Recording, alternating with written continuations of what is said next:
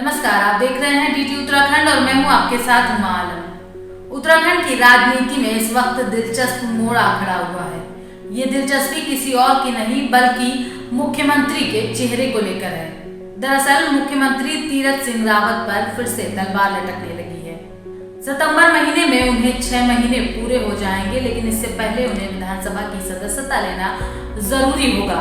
लेकिन जिस तरह से अभी तक माहौल बना है उस हिसाब से ये अंदाजा लगाया जा रहा है कि मुश्किल ही है जो विधानसभा चुनाव हो। राजनीतिक गलियारों में इस बात के किस्से गढ़े जा रहे हैं कि इस बार भी भारतीय जनता पार्टी को एक बार फिर से नए सीएम का चुनाव करना होगा, यानी कि एक ही विधानसभा सत्र में 3 अलग अलग मुख्यमंत्री भाजपा की तरफ से दिए जाएंगे। उत्तराखंड में मुख्यमंत्री बदलने की चर्चाएं एक बार फिर से है।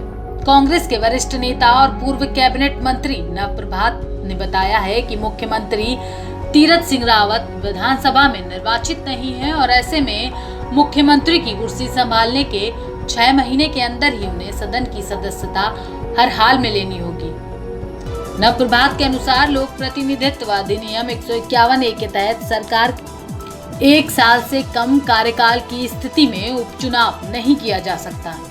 ऐसे में तीरथ सिंह रावत का 9 सितंबर के बाद मुख्यमंत्री पद पर बने रहना मुश्किल होगा।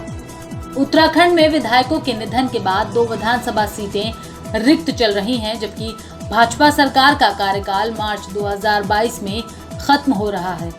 नव प्रभात की माने तो भाजपा हाईकमान को एक बार फिर उत्तराखंड में मुख्यमंत्री का चेहरा बदलना पड़ेगा। वहीं दूसरी ओर सल्ट उपचुनाव के परिणाम सामने आने के बाद अब सीएम तीरथ सिंह रावत के चुनावी पत्ते का इंतजार बढ़ गया है। सीएम तीरथ को 9 सितंबर तक विधानसभा की सदस्यता लेनी है। इस लिहाज से उन्हें इसी महीने अपने लिए चुनावी क्षेत्र का भी चयन करना होगा। सीएम तीरथ सिंह रावत ने 10 मार्च को सीएम पद की शपथ ली थी। अब जब सल्ट उपचुनाव का परिणाम निकल चुका है तो इस बात पर सस्पेंस और बढ़ गया है कि तीरथ के लिए कौन सा विधायक सीट खाली करेगा। निर्वाचन प्रक्रिया से जुड़े अधिकारियों के मुताबिक उपचुनाव में भी सामान्य तौर पर 3 से 4 महीने का समय लग जाता है। ऐसे में अगर किसी सीट पर सितंबर में चुनाव कराना है तो उसके लिए मई तक सीट रिक्त भी घोषित करनी होगी। दूसरी तरफ सितंबर में उपचुनाव हुए तो इसके 4 महीने बाद दिसंबर अंत या जनवरी में प्रदेश में विधानसभा चुनाव की आचार संहिता लागू हो जाएगी। इस कारण सीएम के निर्वाचन में सबकी दिलचस्पी बढ़ गई है। सूत्रों की माने तो सीएम तीरथ सिंह रावत के गंगोत्री विधानसभा सीट से उपचुनाव लड़ने की अटकलें भी तेज हुई हैं।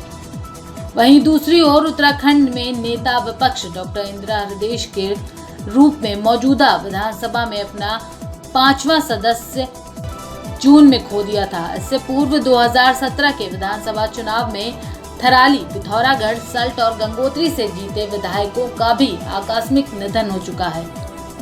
इसमें से पहले 3 के लिए उपचुनाव भी हो चुका है। चौथी विधानसभा के अंतिम वर्ष तक भी दुर्भाग्य सदन का पीछा नहीं छोड़ रहा। इस विधानसभा में अब तक 5 सदस्यों का आकस्मिक निधन हो चुका है, जो 4.5 साल के कार्यकाल में एक दुखद रिकॉर्ड है। इससे पूर्व थराली विधायक मगन लाल शाह, पिथौरागढ़ से विधायक और मंत्री प्रकाश पंत, सल्ट से विधायक सुरेंद्र सिंह जीना और गंगोत्री विधायक गोपाल रावत का निधन हो चुका है। चारों विधायक सत्ताधारी बीजेपी के निर्वाचित हुए थे। अब नेता विपक्ष डॉक्टर इंदिरा हृदयेश के रूप में 5वें विधायक का निधन हुआ।